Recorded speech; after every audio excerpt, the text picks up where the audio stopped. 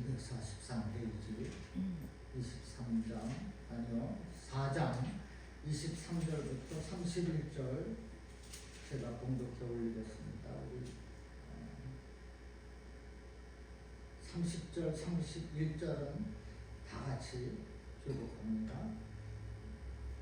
23절 모든 사람이 죄를 범하였음에 하나님의 영광에 이르지 못하더니 그리스도 예수 안에 있는 성령으로 말미암아 하나님의 은혜로 값없이 의롭다 하심을 얻은 자 되었느니라. 이 예수를 하나님이 그의 피로써 믿음으로 말미암는 화목제물로 세우셨으니 이는 하나님께서 길을 참으시는 중에 전에 지은 죄를 간과하심으로 자기의 의로우심을 나타내려 하시니 곧 이때에 자기의 의로우심을 나타내사 자기도 의로우시며 또한 예수 믿는 자를 의롭다 하려 하시니라. 그런즉 자랑할 데가 어디냐 있을 수가 없느니라. 무슨 법이로냐 행위로냐 아니라 오직 믿음의 법으로니라. 그러므로 사람이 의롭다 하심을 얻는 것은 율법의 행위에 있지 않고 믿음으로 되는 줄 우리가 인정하노라. 하나님은 다만 유대인의 하나님이시냐 또한 이방인의 하나님은 아니시냐 진실로 이방인의 하나님도 되시느니라. 다 같이요.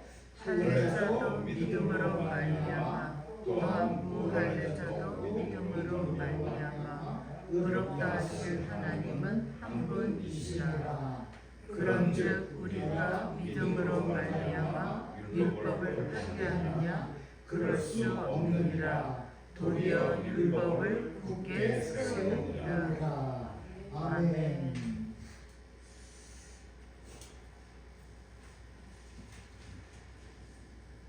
사도 바울은 이제는 율법 외에 하나님의 한 의가 나타났다고 선언하면서 그 한 의는 율법과 선지자들에게 증거를 받은 것이라 했습니다.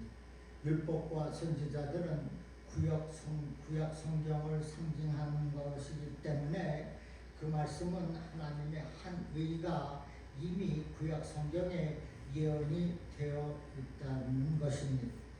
성경의 원시복음이라고 일컫는 창세기 3장 15절에 내가 너로 여자와 원수가 되게 하고 내 후손도 여자의 후손과 원수가 되게 하리니 여자의 후손은 내 머리를 상하게 할 것이요 너는 그의 발꿈치를 상하게 할 것이니라. 이 말씀은 하나님이 하와를 꿰어 선악과를 먹게 한 그 뱀에게 최초의 직설적으로 하신 말씀입니다. 여기 여자의 후손이란 예수 그리스도를 가리키며 뱀의 후손에 의해 발꿈치를 상하게 한다. 이것은 예수님의 십자가 죽음을 가리킵니다. 이처럼 구약 성경에는 예수님의 십자가 구속 사건의 예표 또는 예언이 많이 기록이 되어 있습니다.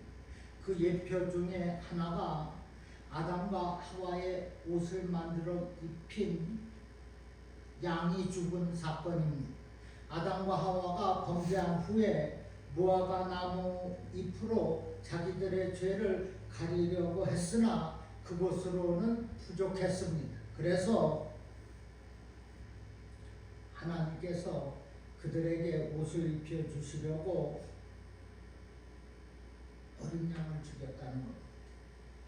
그들을 살려주려고 예수님을 죽였다는 거예요.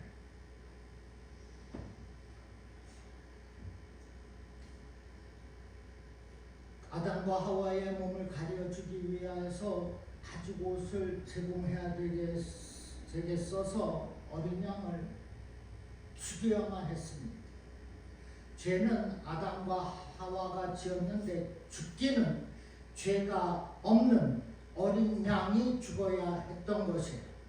죄 없는 어린 양 예수 그리스도를 예표합니다. 또 이스라엘 백성들이 애굽의 노예 생활에서 구원받을 수 있었던 것도 바로 유월절 어린 양의 죽음 때문이었습니다. 하나님께서 어린 양의 피를 문 설주와 임방, 그렇죠? 임방에 바른 집을 그 재난, 장자 재앙으로부터 보호를 하셨던 것입니다. 뿐만 아니라 광야의 불사건이나 요나의 기적 모두 예수님의 구역 사역과 부활을 예표하고 있습니다. 창세기 14장에 나오는 신비로운 인물 멜리세덱, 이 역사적인 인물도 예수님의 영원한 제사장직을 영적으로 예표하고 있습니다. 이와 같이 예수님을 통한 구원은 오래전부터 하나님께서 계획하셨고 그 계획을 구약 성경을 통해 율법과 선지자들을 통해 예언을 하셨던 것입니다. 우리는 이러한 사실들을 통하여서 구원은 예수 그리스도를 통해서만, 어린 양을 통해서만 이루어질 수 있다는 그 사실을 확신할 수 있습니다. 그리고 사도 바울은 모든 믿는 자들에게 나눠주는 하나님의 그 의는 차별이 없다고 했습니다. 누구든지 하나님의 의는 예수를 그리스도로 믿는 자들에게 나눠주시는 의라고 했습니다. 우리 인간은 스스로 이롭게 될 수가 없어요. 가능성이 전혀 없습니다. 그래서 종교개혁자 루터는 이러한 구원의 성격을 가리켜 엑스트라 노스라고 했어요. 구원은 나의 존재 밖으로부터 온다는 뜻입니다. 실제로 구원은 밖으로부터, 즉 하나님께로부터 옵니다. 본래 루터는 자기 스스로의 힘으로 하나님의 의에 이르기 위해 무던하게 노력했던 사람입니다. 기도와 고행을 게을리하지 않았어요. 그만큼 루터는 자기 힘으로 의에 도달하고자 노력을 했던 인물입니다. 하지만 그렇게 고행하고 노력을 하면 할수록 그가 얻을 수 있었던 것은 마음속에 죄책감과 좌절뿐이었습니다. 뭔가 구원에 확실히 있어야 하는데 정반대였어요. 그러던 그가 로마서의 말씀을 통하여서 구원은 노력, 어떠한 선행의 문제가 아니라 철저히 밖으로부터, 즉 하나님께로부터 와야 한다는 사실을 깨달았습니다. 기독교가 다른 종교를 인정하지 않는 이유가 있어요. 무엇입니까? 그러나 사실 우리는 다른 종교를 존중해야 합니다. 그 종교가 가르치고 있는 교훈, 철학 등 무가치하거나 잘못되었다고 비판해서는 안 됩니다. 사람들이 매료될 만한 그 무언가가 있기 때문에 그 종교를 쫓아가는 거 아니겠습니까? 그런데 그들의 가르침에 치명적인 문제가 있습니다. 그들이 스스로의 노력으로 구원받을 수 있다고 주장하기 때문입니다. 그들은 극도의 금욕, 절제 또는 어떠한 수련 과정을 통해 구원에 이를 수 있다고 생각합니다. 이것은 마치 유대인들이 율법으로 구원받을 수 있다고 주장하는 것과 같습니다. 유대인들이 범했던 잘못이라는 것, 이것 또한 옛날 그 중세교회가 범했던 오류입니다. 한때 루터가 잘못 알고 있었던 것이었어요. 그래서 우리는 그러한 율법의 주장, 또 이 다른 종교의 가르침을 멀리해야 합니다. 여러분은 오늘 말씀을 통하여서 확실하게 기억하시기 바랍니다. 구원은 율법 또는 그 다른 종교 외의 것으로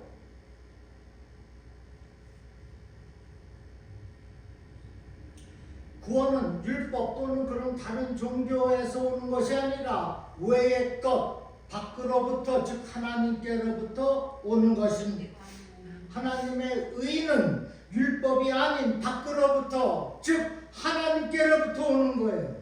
이것이 구원을 주시는 복음입니다. 사도 바울은 오늘 본문 23절에서 인간의 실상과 관련된 아주 중요한 사실을 언급하고 있습니다.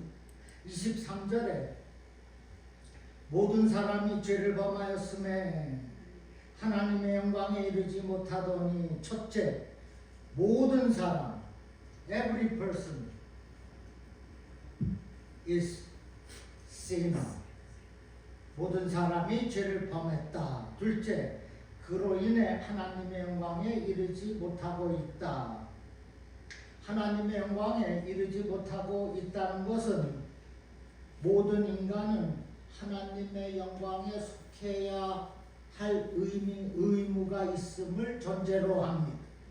모든 인간, 하나님의 피조물은 창조자이신 하나님의 영광에 속해 있어야 할 의무가 있습니다. 반드시 하나님의 영광에 머물러 있어야 하며 하나님의 영광이 삶의 목적이 되어야 합니다.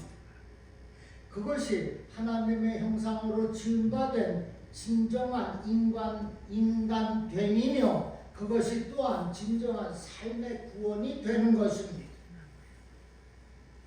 우리가 잘 아는 웨스트민스터 소요리 문답 1조 1장에 인간됨의 최고의 목적은 하나님을 영화롭게 하며 그를 영원히 즐거워하는 것이라고 가르치고 있습니다.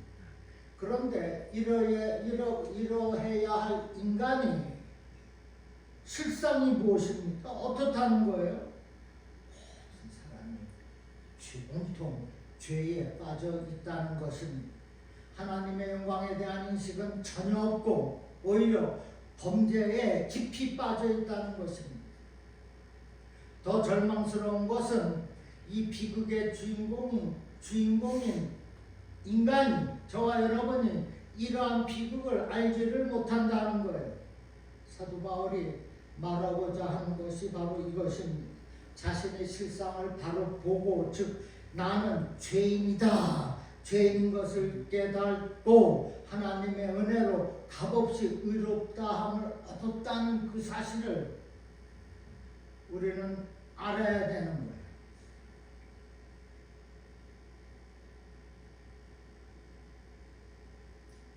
나의 인간의 하나님께서 창조하신 그 목적, 그 형상을 회복해야 되는 것입니다. 본문 25절에 이 예수를 하나님이 그의 피로써 믿음으로 말미암는 화목제물로 세우셨으니 이는 하나님께서 길이 참으시는 중에 전에 지은 죄를 관과하심으로 자기의 의로우심을 나타내려 하심이니. 아멘. 여기 화목제물로 세우셨다는 말은 화목제물로 결정했다는 뜻입니다. 하나님께서 예수 그리스도를 화목제물로 그렇게 결정하셨다는 거예요. 그리고 25절 마지막에 자기의 의로우심을 나타내려 하셨다고 했습니다. 하나님은 자기의 의로우심을 나타내시려고, 자기의 공의로우심을 보여주시려고 예수 그리스도를 화목제물로 삼겠다고 결정을 하신 것입니다. 인간을 위해서. 모든 인간이 죄인이기 때문에 그들, 즉 저와 여러분을 위하여서 내가 내 아들 예수 그리스도를 태우겠다고 결정을 하셨다는 것입니다. 여러분, 하나님의 그 의로우심과 공의로우신 결정으로 말미암아 우리가 믿는 성도가 되었고 이렇게 주님의 좋은 교회를 섬기고 있다는 이 사실을 확실하게 하시기를 주님의 이름으로 축원합니다. 너무나 중요해요. 26절에 26절에 곧 이때에 자기의 의로우심을 나타내사 자기도 의로우시며 또한 예수 믿는 자를 의롭다 하려 하심이니라. 하나님이 죄인을 의롭다고 선언하시는 분이심. 보세요. 자기의 의로움을 나타내서 자기도 의롭고 또 예수 믿는 자도 자기의 의로우심을 화목제물로 삶은 예수 그리스도 십자가의 주님을 믿는 너희도 나의 의로우심을 갖게 된다는 것입니다. 의롭다 하려 하심이니라. 십자가 예수를 믿는 자에게 공의의 의로우신 하나님이 너도 의롭다고 칭하여 주시는 것, 얼마나 놀라운 말씀입니다. 모든 사람들이 다 죄를 범하였다고 했어요. 실로 의인은 하나도 없다고 했어요. 모두 다 죽을 죄인입니다. 그런데 예수님을 믿는 사람들에게는, 즉 화목제물로 삼은 그 십자가의 주님을 믿는 그 사람들에게는 공의로운 형벌을 부과하지 않고 의롭다고 선언하시는 것입니다. 24절 후반에는 하나님의 은혜로 값없이 의롭다 하심을 얻은 자가 되었느니라. 여기 값없이라는 뜻은 헬라어의 뜻이 이유가 없다는 거예요. 이유 없이, 아무 이유 없이라는 의미입니다. Without any cause. 절대 용서입니다.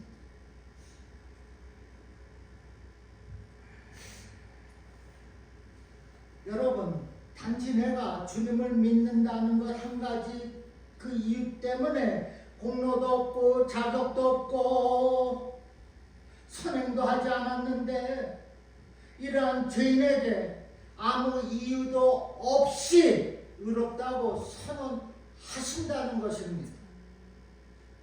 그래서 우리가 하나님의 은혜로 구원을 받은 것입니다. 내가 한 것은 아무것도 없어요. 다윗 보세요. 세상에 온갖 죄는 다 지었습니다.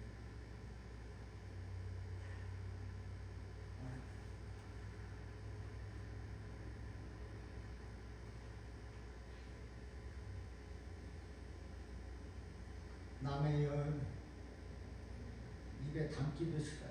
남편도 전쟁에 보내서 죽여버렸어요. 그렇게 가장 나쁜 두 죄를 지은 다윗, 하나님이 용서해 주셨어요. 어떻게? 나단 선지자를 통해서, 주의 종을 통해서 죄사함을 받았습니다.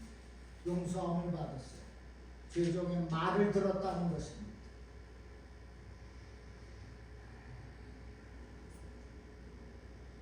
하나님께서 그런 다윗을 용서해 주시고 다윗의 죄를 죄로 인정하지 않았을 뿐만 아니라 그를 어떻게 했다고? 의롭다고 선언해 주신 것입니다. 그 다윗이 너는 나의 마음에 합한 자라. 그런 다윗이 블레셋과의 모든 전투에서 승리했습니다. 시편 32편 1절에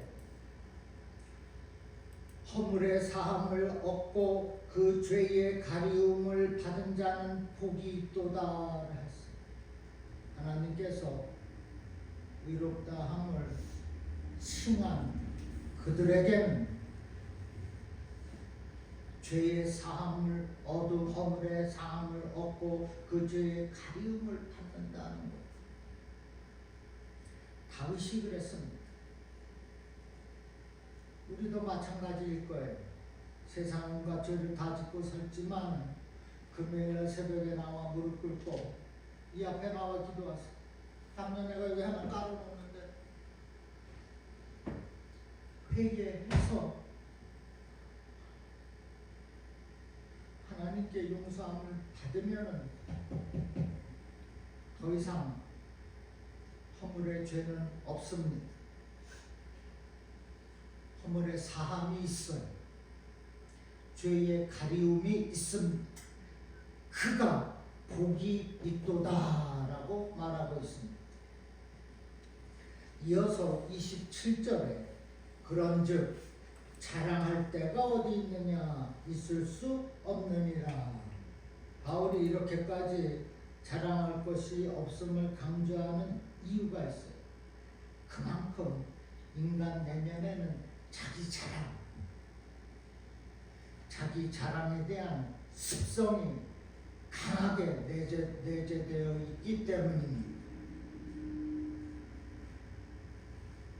우리는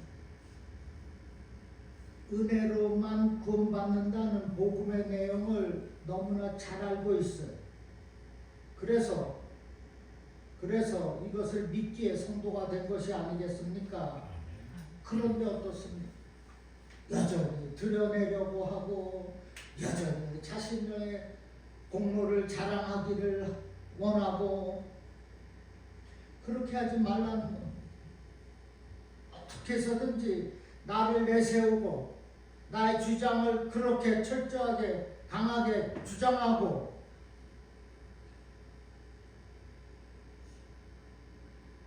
어떠한 경우에도 자기 자랑의 습성 하지 말라는 주의하라는 것, 경계하라는 것입니다.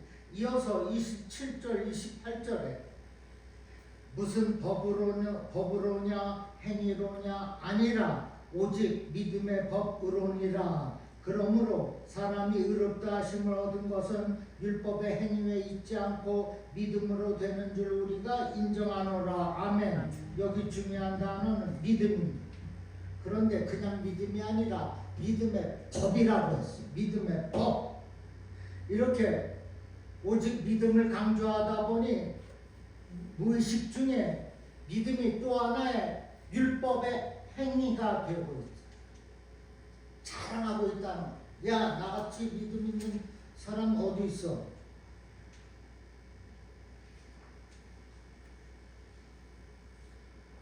너밖에 없다. 너밖에. 그 믿음이 오히려 자랑거리가 되었다는 것입니다. 그 믿음을 행위를 나타냄으로써 자랑의 개념으로 지금 사용이 됐다는 거예요. 그래서 바울은 이러한 것들을 강조하기 위해서 믿음이라고 하지 않고 믿음의 법이라고 말하고 있습니다. 법은 원리입니다. 꼭 쫓아가야 할 룰입니다. 무슨 법으로냐 행위로냐 아니다. 오직 믿음의 법이다 라고 말하고 있어요. 이것이 매우 중요합니다. 믿음의 법, 그 법은 하나님께서 만드신 법입니다. 나의 주장, 나의 자랑으로 만들어진 법이 아니에요. 이 법은 하나님 것, 밖으로부터 하나님께로부터 오는 법입니다. 내 공로나 자랑으로 만들어진 룰이 아니에요. 저와 여러분의 구원을 위한 모든 그 법 하나님께서 만드셨어요. 우리가 한 일이라고는 그저 믿는 것밖에 없습니다. 그 믿음의 법, 하나님께서 만드신 믿음의 법을 믿은 결과일 뿐입니다. 자랑만 했지 한 게 뭐가 있습니까?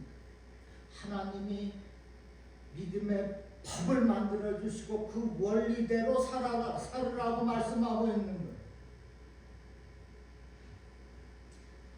하나님의 행위가 곧 믿음의 법인 것입니다. 그런데 우리가 예수님을 믿었다고 해서 우리에게 공로가 있다고 자랑만 한다면 율법을 그렇게 자랑하는 유대인들과 다를 것이 없다는 것입니다. 다시 말씀드리면 율법에 있는 이 행위를 가지고는 믿음의 법을 따라갈 수가 없는 것입니다.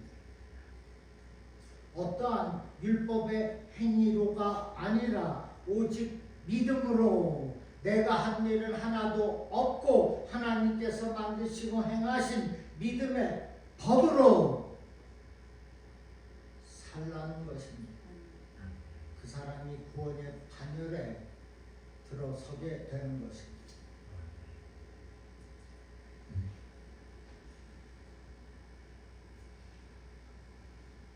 제 얘기해서 좀 죄송한데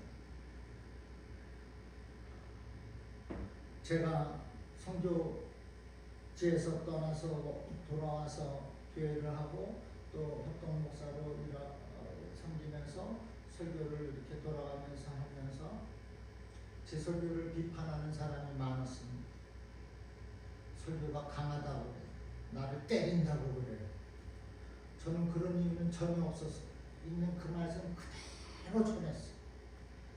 그런데 지금은 그렇게 얘기하는 사람이 없어요.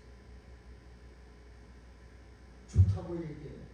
죄송합니다. 난 사실 얘기하는 거예요. 다른 교회 사람들이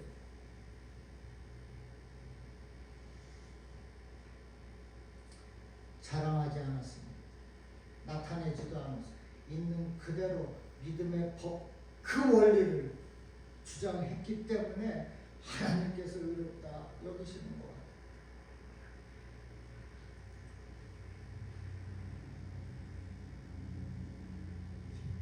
그러나 어떻게 옥하는 목사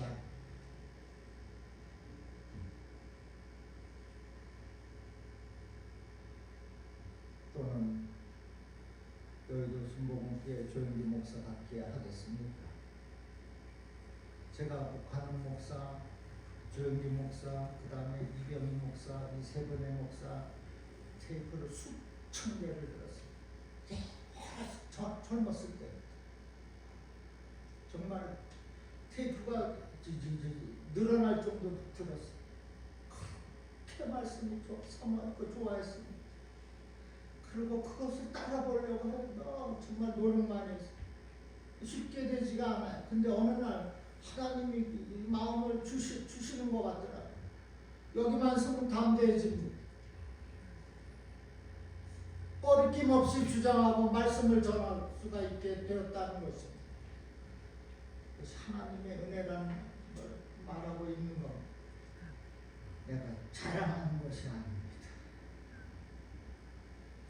지금 하나님께서는 율법과 말씀과 선지자들, 구약의 선지자들이 얼마나 많습니까? 이들을 통하여서 하나님은 이방인의 하나님도 되시고 유대인을 사랑하시듯 너희 이방인도 사랑하신다는 그 사실을 누누이 말씀했어요. 이사야 65장 2절에 내가 종일 손을 펴서 자기 생각을 따라 옳지 않는 길을 걸어가는 패역한 백성들을 불렀나니 내가 손을 펴서 패역한 백성들을 불렀나니 내가 이들까지도 사랑했다는 것입니다. 본문 29절에 하나님은 다만 유대인의 하나님이시냐 또한 이방인의 하나님은 아니시냐 진실로 이방인의 하나님도 되시느니라. 즉 우리의 하나님이 되신다는 것입니다. 하나님은 이방인의 하나님도 되시고 하나님은 이방인들도 사랑하시고 유대인들에게는 꿈에도 생각하지 못할 것이었습니다. 솔직히 말도 안 됐다고 얘기했을 거예요. 할례도 받지 못한 자들이. 그러나 하나님은 너희도 의롭다함을 칭하고 계시는 것이에요. 내가 종일 손을 펴서 내 생각을 따라 옳지 않는 길을 걸어가는 자기 생각이죠. 걸어가는 패역한 그 백성들을 불렀다는 거예요. 나도 너를 사랑하겠다는 것입니다. 유대인들은 그럼에도 성경의 이러한 지금 가르침을 도외시한 채 철저하게 어떠한 민족적인 이기심에 빠져서 하나님 내 하나 자신들의 하나님이라고만 생각했습니다. 그래서 30절에서 할례자도 믿음으로 말미암아 또한 무할례자도 믿음으로 말미암아 의롭다 하실 하나님은 한 분이시니라. 할례자 유대인들에게도 무할례자 이방인들에게도 믿음으로 의롭다함을 얻게 하실 분은 오직 하나님 한 분이시라. 하나님이 할례자 유대인들을 의롭다 하시듯 무할례자도 의롭다 하시는 일에 있어서 차별이 없다. 조금도 차이가 없다는 것입니다. 하나님이 유대인 사랑하지 않습니까? 하나님의 택하신 족속입니다. 그러나 헬라인들, 이방인들, 저와 여러분도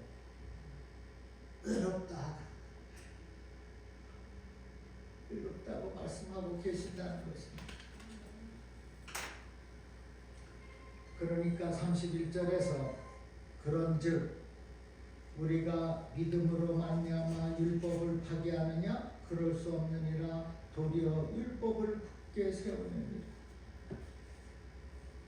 그렇다고 율법 유대인들을 욕할 수는 없는 것입니다.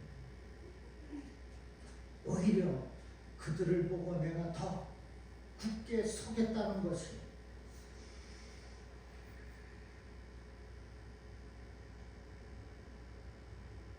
율법을 폐하러 오시기는커녕 완전하게 하기 위해서 오셨다. 그런데도 복음이 율법을 폐하고 무효화한다는 것은 복음을 몰라도 너무나 모르는 개소리입니다. 복음은 천국으로 가는 자격을 갖게 합니다. 내가 율법이나 선지자를 폐하러 온 줄로 생각지 말라. 내가 그들도 사랑한다는 겁니다.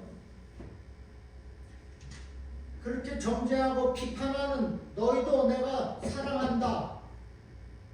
의롭다 여기겠다.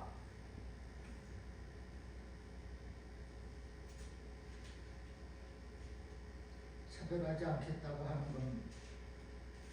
그래서 우리도 하나님의 소유된 백성이 된 줄로 믿으시기를 바랍니다.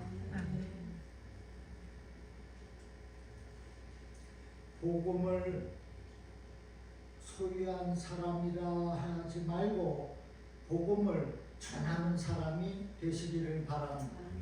복음으로 사는 성도가 되는 거예요. 그것이 의롭다함을 칭한 사람들이 하는 것입니다. 또한 복음을 믿지만은 그 복음을 또한 전하는 성도가 되어야 하는 것입니다. 우리는 하나님이 만드시고 행하신 믿음의 법으로 사는 겁니다. 믿음으로 사는 거예요. 그러나 자꾸 자랑하고 대들지 말라는 겁니다. 너무나 주장하지 말라는 거예요. 그래서 믿음의 법이라는 단어를 사용했어요. 그 원리를 가지고 살라는 것입니다. 더 이상 자랑 말고 하나님을 자랑하라는 겁니다. 믿음으로 사는 주의 백성이 되어서 허락하신 그 하나님의 전적인 은혜를 가지고 교회를 섬기고 바로 세워가는 저와 여러분 되기를 주님의 이름으로 축원합니다. 한번 기도합니다. 아버지 감사합니다. 우리 자랑하지 않겠습니다. 나서 되지 않겠습니다. 하나님만을 자랑, 복음만을 자랑하는 주님, 우리에게 은혜를 베풀어 주시옵소서. 주님, 내가 율법을 폐하는 것이 아니라 온전하게 하겠습니다. 하나님의 그런 가르침을 가지고 증거하겠습니다. 아버지, 내 힘으로는 결코 구원받지 못할 인생인데 이렇게 구원하여 주셨사오니 이제는 구원의 감격과 은혜를 가지고 감사하며 살겠습니다. 성령께서 기름 부어 주시옵소서. 세상을 이기며 감당하며 살아가도록 축복하여 주시옵소서. 예수님의 이름으로 기도합니다. 아멘.